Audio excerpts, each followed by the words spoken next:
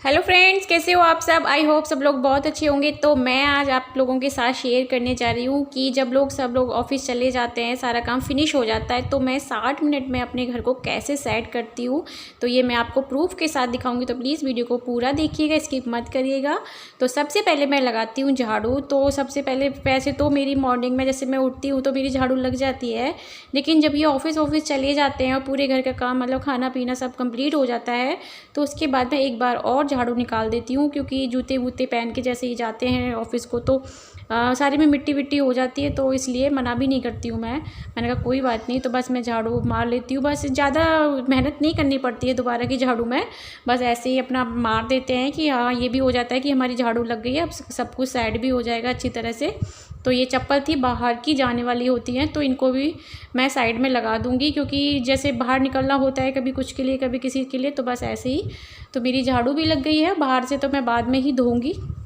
तो सबसे पहले शुरुआत करती हूँ मैं बेडरूम की, क्योंकि आपके घर का बेडरूम एक ऐसा रूम होता है ना, जो आपको ये आपके घर में अगर अदरवाइज कोई जल्दबाजी में आ रहा है या आ गया है, तो आप उसे एक ऐसा रूम होना चाहिए जो सेट हो, पूरा तरह से साफ़ हो और उसे आप वहाँ पे बिठा सको। तो सबसे पहले मैं हमेशा से ही बेडरूम को साफ़ करना बहुत ज़रूरी समझती हूँ। बेडरूम तो बस मेरी बेडशीट मैंने बिछा दी, झाड़ की बिछाई है, और उसके बाद मैं इसको चारों तरफ से सेट कर दूँगी।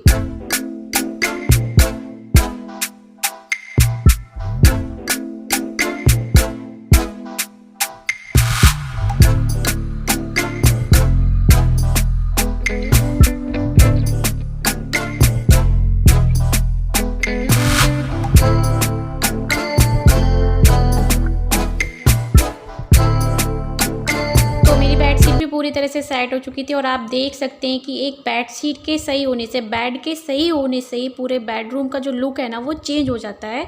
तो यहाँ देखिए अनमोल आ रहा था कुछ, तो उसने शर्ट नहीं डाली हुई थी, तो वो देखिए फिर से शर्म से चला जाएगा अंदर को, बच्चा है पता नहीं उसको क्या लगता है।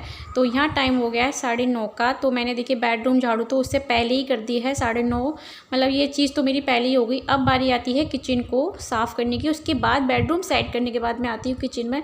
तो ये मेरा रोजाना का होता है कि मैं इस तरह से पूरी ऊपर से नीचे तक टाइल को साफ़ करना, और गैस के जो सारे पार्ट होते हैं ना उनको हटा के नीचे तक साइड तक पूरी गैस को, तभी आप लोग कहते हो ना आपका घर ऐसे चमचमाता क्यों रहता है, कि मैं इस तरह से ही क्लीन करती हूँ। और किचन को तो ये मेरा मॉर्निंग इवनिंग में दोनों टाइम ऐसे ही होता है जब खाना बनता है, तो क्योंकि आपको पता है नाश्ता लंच सब डिनर बनेगा, तो किचन तो मैसी मैसी हो गई। और किचन अगर आपकी क्लियर है, बहुत अच्छी है, साफ़ सुथरी है, तो हमारा भी मन लगता है। कहते हैं ना सफाई वाली चीज़ को देख के आत्मा तो तृप्त होती है ही, और बाहर से अगर कोई आ भी जाता है ना तो उसको भी बहुत अच्छा महसूस होता है। तो यहाँ मैं बर्तन क्लीन कर लेती हूँ। आप देख रहे हो पूरा सिंक मेरा बर्तनों से भर जाता है।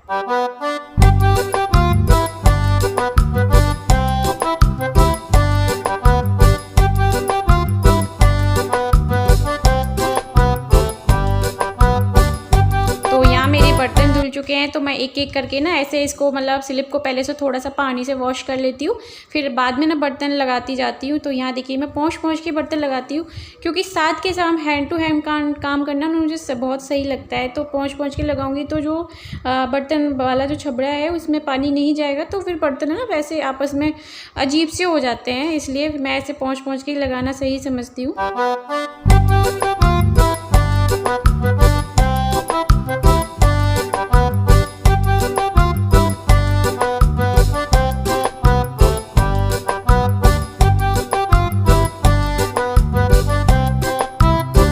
मेरे सारे मैंने सेट कर दिए हैं। तो उसके बाद मैंने इसको गैस स्टोव को भी पूरा तरह से साफ़ करके, मतलब डबल कपड़े से, एक बार गीले कपड़े से एक बार सूखे कपड़े से इस तरह से साफ़ कर देती हूँ, तो बहुत चमचमीसी हो जाती है।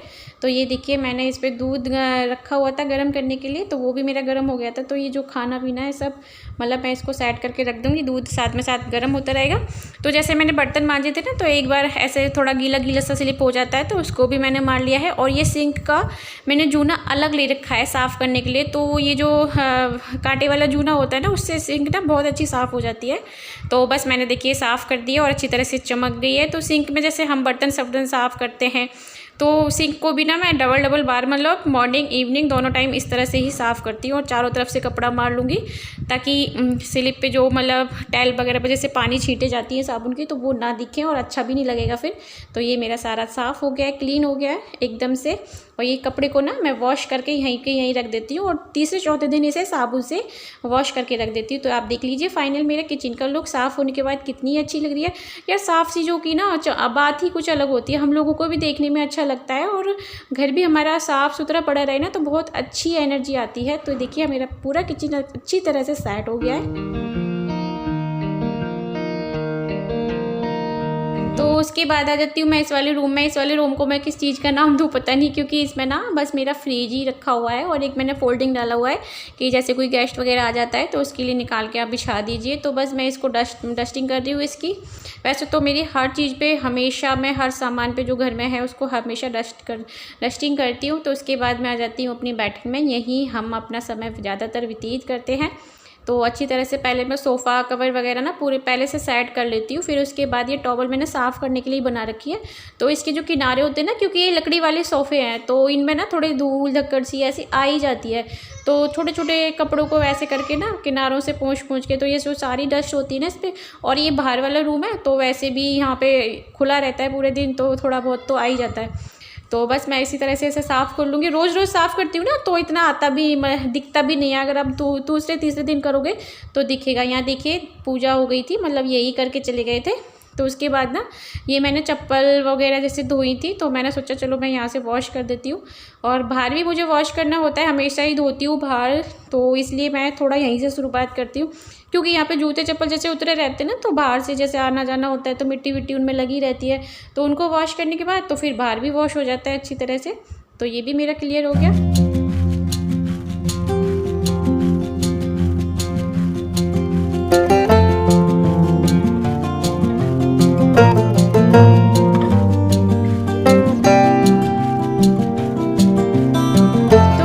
बाद आ जाती हूँ मैं पोछा लगाने के लिए तो देखिए मैं सबसे शुरुआत ना बाहर वाले रूम से ही करती हूँ। बाहर वाले रूम से मतलब उल्टा चलती हूँ।